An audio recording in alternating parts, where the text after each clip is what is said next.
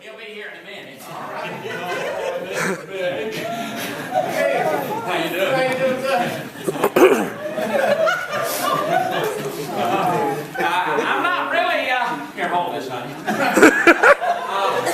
They just told me to, how you doing there, buddy? Didn't know Paul McCartney was going to be here. How are you, Otis?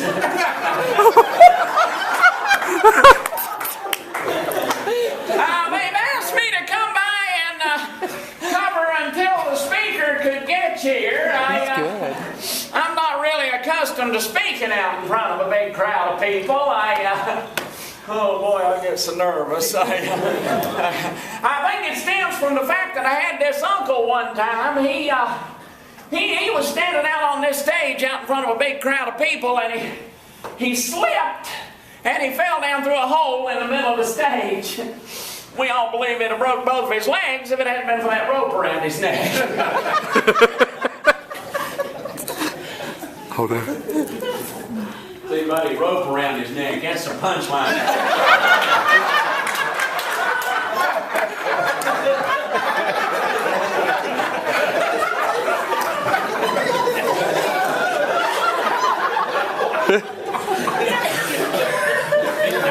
He's just a little slow on that. No, I'm really happy to be here this afternoon. I needed some smiles in my life. I got some terrible news from over in Mayberry last week. A buddy of mine worked over there at the paint factory in Mayberry, and they sent me a ladder, and they said he was over there working at the paint factory, and he's climbing up this ladder over there, and he got to the top rung of the ladder, and somehow he slipped, and he fell head first off of that ladder down into a big old vat full of varnish. He couldn't swim. He drowned it in that varnish. And the letter that they sent me said that it was a terrible death. But it was a beautiful finish. Did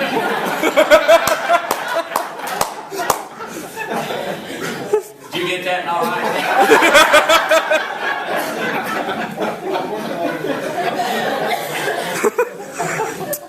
Now, folks, normally when I speak out in front of a big crowd of people like this, normally somebody will ask me how I got into the lawman game. They'll usually ask me how I got. I appreciate that, Otis. Well, it goes like this, see. Me and Thelma Lou. Way back in Thelma Lou. We were sitting over at the Snappy Lunch eating a pork chop sandwich. She says to me, she says, Barney, why don't you go over and talk to Andy? See if he'll let you be his deputy. I says, all right. So I went over there. And I says, Hinge, how about me being your deputy? He says, Barney, that'll be fine. He says, but first, you got to pass a little test. I says, Andy, what kind of a test is it? He says, it's simple. He says, it's only got one question. I says, what's that? He says, the question is, who shot Abraham Lincoln? I says, Andy, could I have overnight to think about it? He says, yeah, I'm going home and think about it. So that next night, me and Thelma Lou, wait a minute, wait.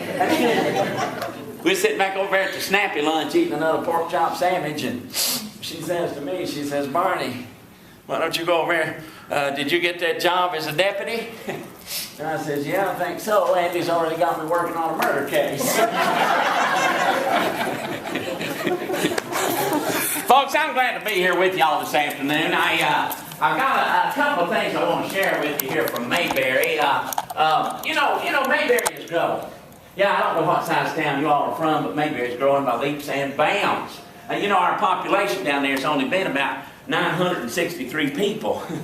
For 54 years it's been that way, and it's not like other towns. It's stayed the same. Goober was telling me. You remember Goober, don't you? Yeah. Do you? Do you remember Goober? You kind of favor him a little bit. You look much like him, actually. Yes, sir. You look a bunch. That is so perfect. Let me hear it one time. Judy. Judy.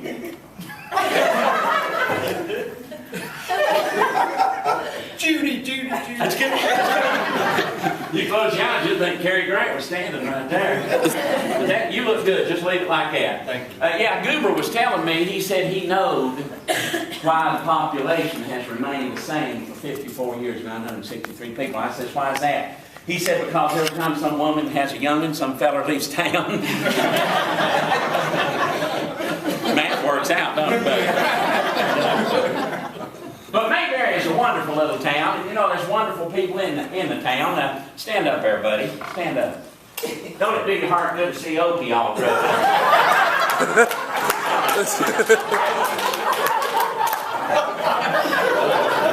You look good. I'm proud of you. You know, when Opie was a little fella, he's what everybody, I reckon, would have called precocious.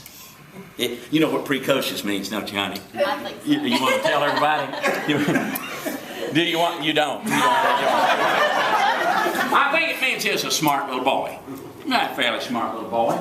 Sort of smart little boy, right? Huh? Is that not right? You tell him then. I think it means he is an advanced little boy, right? Precocious. Okay. But you know, even smart little boys, advanced little boys, they can get in trouble, and y'all know that more than anybody else, don't you? Opie was no exception. As a matter of fact, this one Sunday morning, little Opie was sitting in church. And old Andy had give him $1 to put out in the offering plate there during the church service. Little Opie had that dollar bill balled up in his hand. And about halfway through the service, here come that offering plate right through the pew. Little Opie took it, and he passed it right over to Aunt Bee, and off it went. He still had that dollar bill balled up in his hand. When that church service was over, Opie fished his way through the crowd there, and he found our preacher standing there, Reverend Tucker. He took old Reverend Tucker's hand and laid that crumpled up dollar bill out in it. Reverend Tucker looked at it. He says, "Why, Opie?" That's the way he talked. He says, "Why, Opie?" He says, "You know, I appreciate that." He says, "But tell me something. Didn't that offering plate come through your pew about halfway through the church service?" Little Opie looked up at him and says, "Yeah, preacher, it did." He says, "But I wanted to put that dollar bill right in your hand, because my pa says you're the poorest preacher we ever had."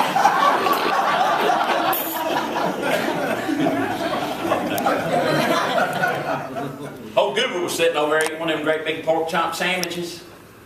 Because we're growing down there, you know. We're growing, Goober said he knew, you know. So he's sitting there, he said he was sitting there eating that pork chop sandwich. And he looked across the aisle over there and said this man and this woman was sitting over there in a booth. And they was both eating a pork chop sandwich. And old Goober said he got to staring at them right hard. And he said all of a sudden, that man over in the booth slid right out of his seat, right down into the floor. Well, Juanita, the waitress over there, you remember her? She come running over there. And she tapped that woman on the shoulder. And she says to her, she says, "Ma'am," she says, "your husband just slid down in the floor." Like that. And said that woman looked up at her and said, "My husband just come through the front door."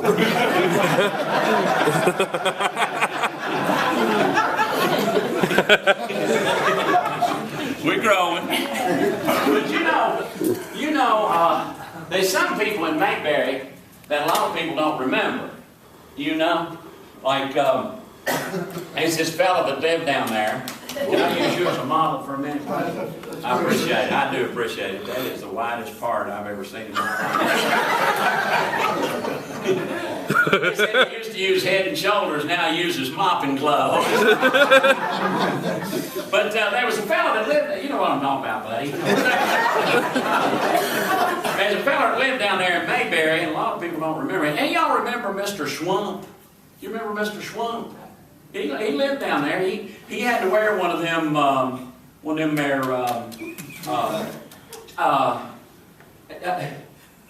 say it, honey. Say it. A toupee. That's right. I'm sorry, I didn't mean to spit on your head. Don't worry, I ain't messed anything up. Well, he lost his toupee, and he had to order one out of his here catalog. Well, friends, it come in about 2 weeks. It's all wrapped up in this box with brown paper all around it. And oh, Mr. Schwump was so excited about that time. He tore that brown paper off that box. And he looked at the top of it. It said 100% cat hair toupee. Well, he took the lid off that box. And he took that cat hair toupee out of there. And he laid it right down there on his head. You're gonna like that, don't you? Well, maybe a dinner involved someplace. I think he was starting to purr. That old cat hair toupee looked so pretty just laying up there. But it had one little problem with it. Every time somebody rubbed his head, he'd arch his back. Well, at least give him a round of applause. Folks, I am really glad to be here with you this afternoon. My name is the Mayberry Deputy, and I'm from down in Bristol, Virginia. And I love to talk about Mayberry and the wonderful people in Mayberry. I really do. How many of y'all remember a fella down there by the name of Floyd the barber? You remember Floyd? Now, I loved old Floyd. He was a good one. I really liked him. He may have been my favorite person in Mayberry. Because he talked funny, didn't he? He didn't talk like the rest of us. He talked funny.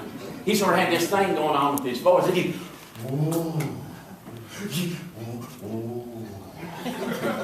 done it a bunch, didn't he, honey? He did. Well, I went over to see him a couple of weeks ago over at the barber shop. I hadn't seen him in a good while. And I says to him, I says, "Hey, Floyd, how are you?" He said, "Oh, hey, I haven't been feeling too well." I said, "My goodness, Floyd." I said, "What's the problem?" He said, "Oh, I've had a terrible cough for 2 weeks." I said, "Well, that is bad." I said, "What have you done for it?" He said, "Well, I went over to see Miss Ellie over at the drugstore. She gave me a laxative." I said, "Did it help?" He said, "I don't know. I'm afraid to cough."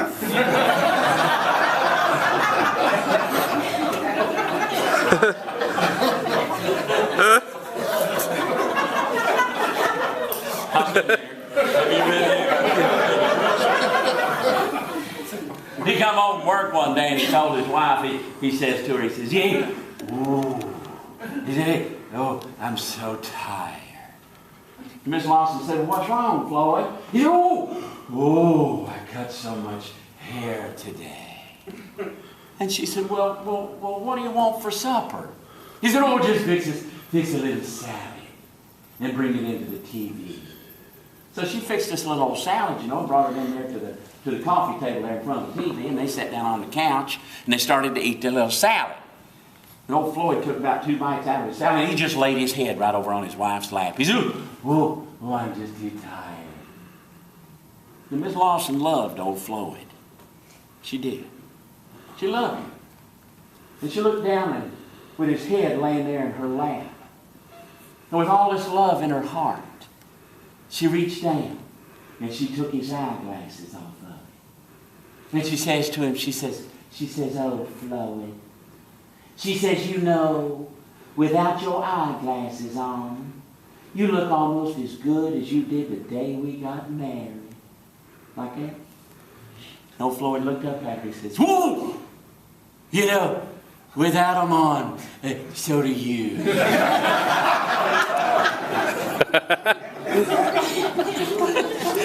He had to sleep in the garage there for a little while. You know, when I was talking about Mr. Schwump there, I forgot to tell you something. Mr. Schwump, and that's not Mr. Schwump. I appreciate you, buddy. I really do. But, you know, every town's got these special people that live in it, and Mr. Schwump was one of ours. Mr. Schwump, he held a very high distinction in our little town of Mayberry, North Carolina. Mr. Schwump was the oldest living resident of Mayberry. He was 114 years old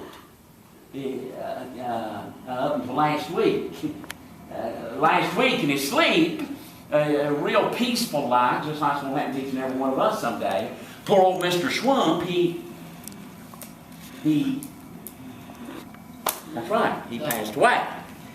Well, they fixed him up, you know, like they'll do. They fixed him up, they laid him out in this box, and they got 6 of them boys down there in Mayberry that was willing to carry him way up the hill, there at the end of Main Street, to the cemetery. Well, them boys got that box with Mr. Swamp in it up on their shoulders. And up that steep hill they went. Oh, but not to mention it had rained real hard the night before. And that red dirt up there in the cemetery, it had got real wet. And it turned to mud.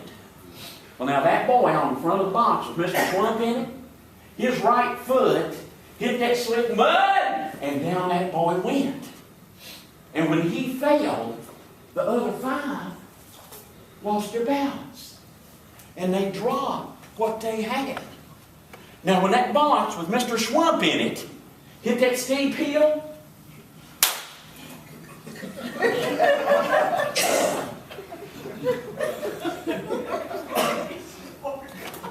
it just took off like a shot. When it hit Main Street, it's doing 35 miles an hour. It went all the way down the middle of Main Street there, and it hit the curb right there in front of the drugstore, jumped the curb, hit the double doors at the drugstore, and went right on in. Went all the way back through the middle of the drugstore. And when it got to the counter in the back there, Miss Ellie, that lady druggist, you remember her, she come running out of the back room. Well, at about the same time, the lid of that box flew open. And Mr. Swamp sat straight up in that box. Miss Ellie looked at him. She said, "Can I help you?" He says, "Yeah, you got anything to stop this coughing?" Boo!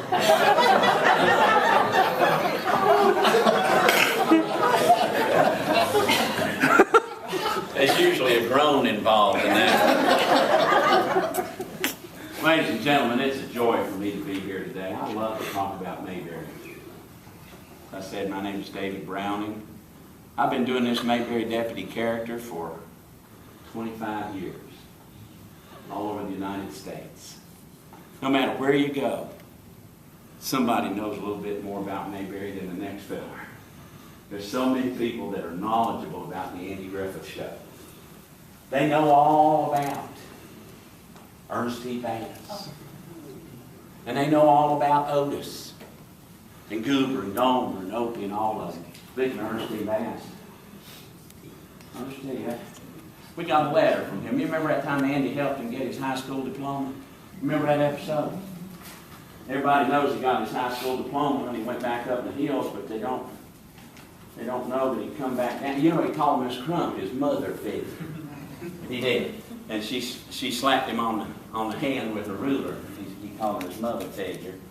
But he did learn how to write just a little bit, and he wrote me and Andy a letter a couple of weeks ago, and I thought I'd share it with you. Let's see. It says, "Dear Sheriff Taylor and Deputy Fife, I have had the toughest time of my life. First, I got angina pectoris, and then arteriosclerosis. Just as I was recovering from these, I got tuberculosis, double pneumonia, and phthisis. And then they gave me hypodermics. Appendicitis was followed by tonsillectomy. These gave way to aphasia and hypertrophic cirrhosis. I completely lost my memory for a while. I know I had diabetes and acute indigestion, gastritis, rheumatism, lumbago, and neuritis. I don't know how I pulled through it. It was the hardest spelling test I've ever had." Your friend Ernest T. Bass, he writes a nice letter, doesn't he? Or they know about the Darling family. Y'all remember the Darlings? I love the Darlings. I'll tell you the truth, they were some of the best. Briscoe Darling in particular, I really liked him. Of course, he's the only one who talked in Charlene. They said they had their farm place out there outside of Mayberry, you know, up there in the hills. And, remember Andy and Barney went out there one time and had to spend the night in a cabin out there with the Darling family. But you know, people come down there to North Carolina and they like to do that, what they call hang gliding. Any of y'all ever done any of that hang gliding on them big things? Huh? No? Well, they said Briscoe Darling was out there plowing up his ground out there on the mountainside. And they used to plant some corn out there, you know. Then they'd liquefy it, wouldn't they? Well, he was out there plowing up his ground. And they said one of them multicolored hang gliders come sailing over his property, you know, off one of them mountainsides. And they said old Briscoe just dropped his plow where he was. And he turned around and run into the cabin, and he come right back out with a double-barrel shotgun. And he raised it up there and just blowed that thing right out of the sky. Well, his girl Charlene was in the cabin. Charlene, I didn't know you were sitting there. Wait a minute, Charlene. She come running out screaming, Paul, what's going on around here? And they said, old Briscoe looked back up there. He said, Charlene, I don't know what that thing was, but I made it let that feller go.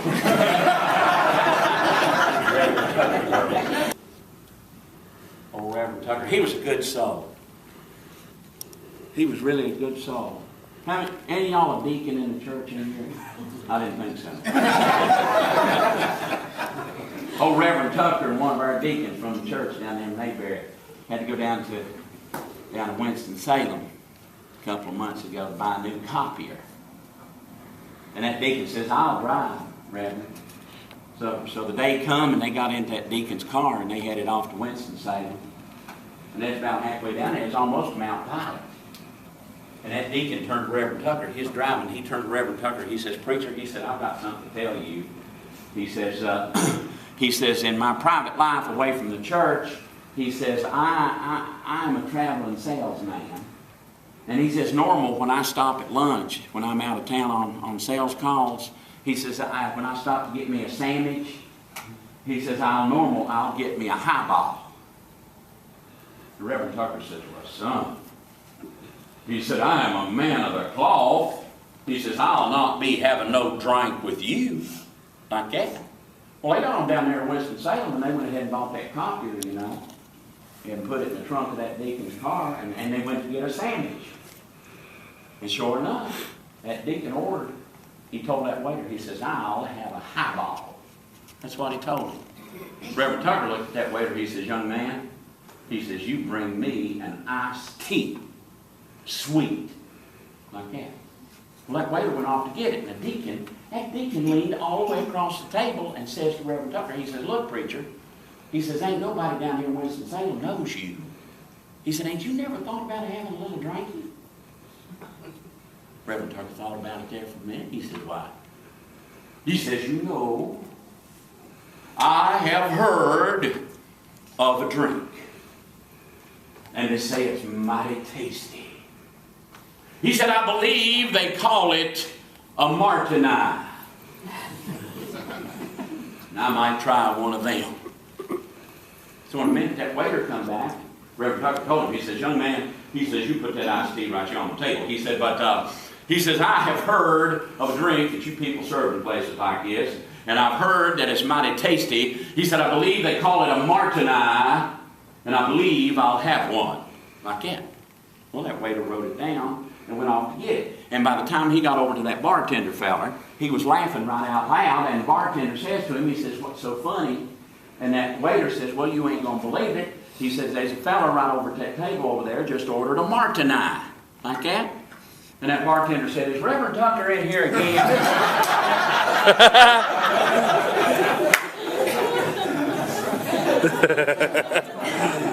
Well, I am here for a major purpose. You didn't know that, did you? You got my bag here, honey? 10-4.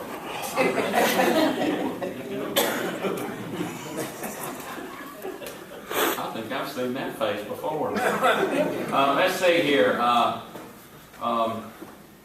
Hey, Goober, Yes, sir. You don't get to keep a hat, buddy. You didn't get it all coated with that Vitalis, did you? And, there's your DVD about attitude.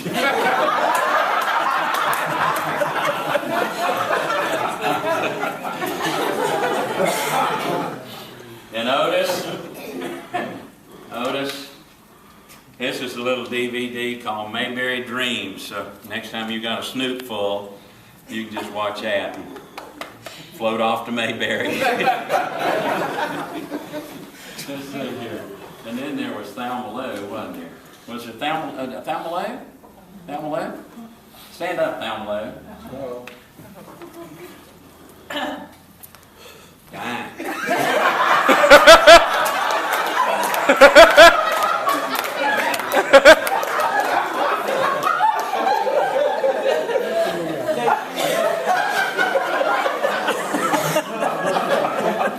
I brought you a little something here, Thelma Lou. Oh, she's nice. Just stand still. Hold this, Otis. I brought you a little something here. That, hold this, Otis. Ain't that nice, honey? That's all.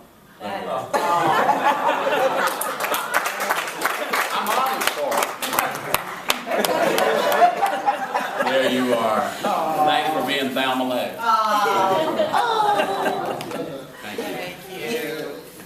Let's see, did I pick on anybody else? Opie! Hey, Opie. Here's the DVD. I saw you laughing so hard at my stories, I thought I'd give you a whole collection of them. But that's just prelim right there. The reason I'm here, folks, is I got a call down in Mayberry that said there's some shenanigans going on around here. And I've got to straighten things out now. I just can't, we got to nip this in the bud. I have some Mayberry awards for a few people. Where's Marilyn Brown? Charlene! Charlene, I have for you, do you watch the Andy Griffith Show? You don't? Don't you get, where do you live? In Richmond? I know they get cable up there. Well, you'll have to look this up then. You're receiving the Mrs. Eleanora Poultice Award. It's presented to Marilyn Brown for vocal talents beyond mere mortal. Yeah. Marilyn's belief is that you got a uvula, I got a uvula, all God's children got a uvula.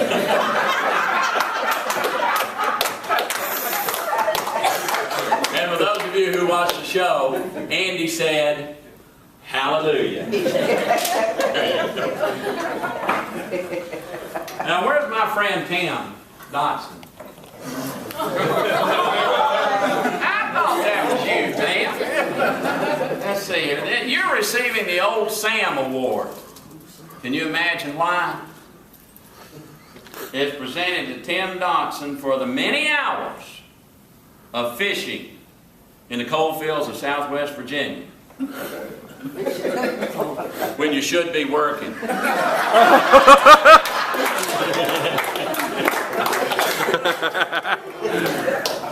And now, I've already picked on this goober. You're receiving the Barney Fife Award. Alan Hullett. That's right, yeah. I pronounced it correct? Yeah. Had 4 years in the 5th grade to help me, didn't he? This is for outstanding work. Thank you. Outstanding work. Say it again. In Sirgoinsville, Tennessee. This boy was a cop. Am I right? That's right. We could be cousins, you know that? I can only hope. He had his hands full. What they have, 1,400 people down there? No, it wasn't that many. Wasn't that many? I've been to Sir Goingsville. Oh, have you? Yeah. They finally got an electric sign down there. Really? Yeah, before that they had one sign that said resume speed. So that's your award. You seem excited about it. I am excited. I can tell. I can tell you are. There you go, buddy. Thank you. Hand forward. Well, it looks like I picked on the right people right off the bat, right? And last but not least, I have the Mayberry Honorary Driving Award. This is presented to Crystal Kimry for excellence at Northern Virginia driving. I've been there. But above all of that, for the variety of hand gestures that you've used, we will be sending you a videotape of all of them. And there you are.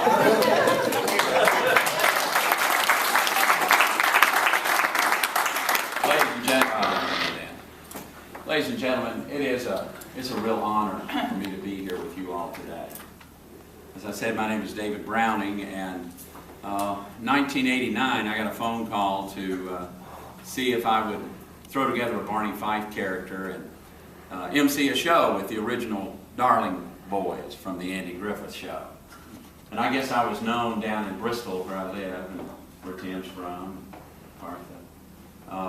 I guess I was known for being kind of a character and willing to MC things and create characters. And I remember one time the power company called, and a week later I showed up as Thomas Edison and did a little program for them. But you got to be. So I threw together a very, very simple deputy outfit, and felt like it was the opportunity of a lifetime to get to go and be with these boys that I'd enjoyed on the show so much.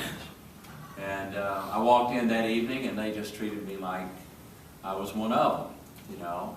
And I thought, well, there's something to this. And a short time later, I started working over in Wise County, Big Stone Gap, at the Outdoor Drama. And I started using the character to help build our audience over there. And sure enough, I increased my attendance 130% in one season. Just one season over the last. And in part, it was because I was taking this character and going to churches and civic clubs and doing a little 10-minute program and then inviting people to come to the drama. And boy, they came. And I thought, well, there's something to this. And it wasn't long after I started at the drama, I got a phone call to come to Nashville, Tennessee. And there were going to be 25 original stars from the Andy Griffith Show attending a Mayberry reunion. And one of them was Don Knotts. And I told the guy in the comment, I said, what in the world do you want to be there for? You've got the guy. You've got the main man. He said, well, it's a strange thing. He said, Don doesn't do Barney when he does his live appearances. He does Don Knotts and does a show based on his old routines from the Steve Allen Show. So I said, well, I'd love to be there. I'd love to see those folks. And so I went, I drove down, and it was a 2-day show, 2 shows a day for 2 days. And I just felt like my job was to be out in the audience and mingling with people and kind of bringing that Mayberry feeling to them. And on the second day, Don Knotts' wife came up to me and said, he would like to see you. He would like to see you. And I thought, well, this has been fun. So I went into his dressing room and not knowing what might be going to happen. But Don Knotts came out of his little restroom, I guess, into the outer dressing room. And the first thing he said to me was, hey, you're doing a great job out there. And I said, thank you very much. And he said, don't you want my autograph? And I said, Mr. Knotts, I'd love to have your autograph, but they asked me to come and work, and I just didn't feel like I needed to be, hounding you for an autograph. And he said, well, I could see that happening. He said, I saw you out there working, and he said, I like that. And he said, do you have a routine? And I said, well, I have about 10 minutes. He said, if you'll put together 30 minutes and call my manager, the next time I come east, you can be my opening act. That was in '91. And in '94, some friends of mine down in Elizabethton, Tennessee, booked Don Knotts for a fundraiser. And one of the great thrills of my life was having a contract, and I have it at home framed, where Don and I both signed it, saying that we would be there. And I opened for him that night at Milligan College, and we had about 1,100 people, and did about 20 shows with him over the next 11 years before he passed away. But I tell you that to just kind of give you a little background on what I do and where it has taken me. I've been all over the United States doing this character. I've met a lot of really great people. But it's really nice to be right here in the Commonwealth, in the state where I was born and grew up. And you know, it's nice to see someone after 30 or 40 or 45 years, like Tim and Cartha, that I haven't seen in forever, since high school actually. And we all have gone on in pursuit of what we love to do in life. And it's an interesting thing that what I do with this character lends itself to what you do in your work, I believe. You know, the Andy Griffith Show touched on every topic you can imagine. Remember the little boy, the spoiled kid, riding his bike on the sidewalk? Barney tried to stop him, tried to get him not to. And eventually, the dad of the boy came into Andy's office, and Andy said, well, he said, you know, one of the things that always worked on me when I was small was the woodshed. And that guy said, all right. And he straightened that boy out. But that was Andy's way of doing it. But they touch on everything there. Opie running away. You know, Andy kind of gave him his head and let him learn that it wasn't so much fun to run away. And all of those things. So no matter what topic you come up with, more than likely they've touched on it at one point. I remember in the episode called Mr. McBeevy, Opie was just using his imagination. And everybody was all for it when he was using his imagination at the beginning. You know, with the imaginary horse and everything, made Barney kind of look silly because they were talking to the horse and Barney couldn't see the horse. But later, when Opie comes back in and says he met a guy up in the trees with a hard hat and 12 extra hands, which was nothing more than his utility belt, Andy started to get very concerned. And then when Opie came in with a quarter that the guy had given him, Andy got very concerned. And so you're dealing with not only the child, but I know that in your case, you're dealing also with the parents. And when I see that episode of the Andy Griffith Show, Andy's anxiety over little Opie, is he lying? Is he making it up? Where'd the quarter come from? Did he steal it? What is it? And then when he goes out to the edge of town and leans up against that old tree, and Andy, of course, he smoked in that episode, which a lot of people don't like, but he did. But he's leaning against that tree, and he says, Mr. McBeevy, Mr. McBeevy, Mr. McBeevy. And then you hear a voice from up in the tree. Yeah, what do you want? And you can just see the relief on Andy. And I mention that because I believe, at least what I know of what you all do, and the great service that you provide, is that you're relieving that anxiety in so many ways. You're helping people along. And I think the Andy Griffith Show did. I think it helped people along. When we're laughing, when we're smiling, you know, our spirits are lifted. And we don't really think about negative things. And so for 20 years now, full time, I probably have had more therapy than my audiences because I enjoy it so very much. To be able to come and pop up a goober hat on a professional, you know, and watch them laugh and watch them enjoy it. It's all right because that child is still in us. And when we lose that child, I think we've lost a great deal. Don't you? I really, really do. I usually close my programs across the country with a poem that I heard from a World War II veteran down in Irwin, Tennessee many years ago. And he stood up after I had performed and asked if he could recite this poem. And the moderator said certainly, and he went on to say that he had carried the poem in his pocket all through his service during his time in the war. And I asked him afterwards if I could have a copy. He gave it to me. And I've shared it with so many audiences around the country. It's called Pathways. And I think as I share the words of this short poem, I think you'll see where I believe Mayberry fits into almost everything. Because these paths we walk with our lives and the people that we touch with our lives, it's a toss-up. Are we going to make it a positive or are we going to make it a negative? And I've always believed in my heart that I wanted to make it a positive. So I'll close with pathways.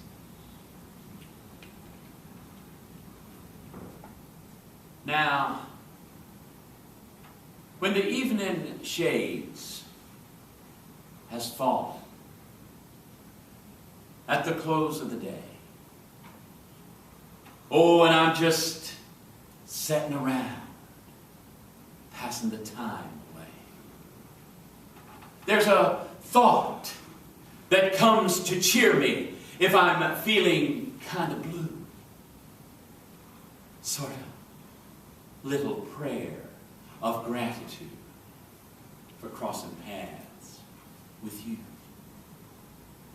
Now, I never had the habit of spilling a lot of bluff or indulging in mushiness and sentimental stuff, but if I like folks, I tell them. Up and tell them now instead of writing funny epitaphs about them when they're dead. So, I'm sending you this message just because I want to say that I'm glad the Lord arranged it so that you could pass my way. Just to hear your voice and see you. Made my sky a shade more blue. I'm just a bit more blessed since crossing paths with you. God bless you. It's great.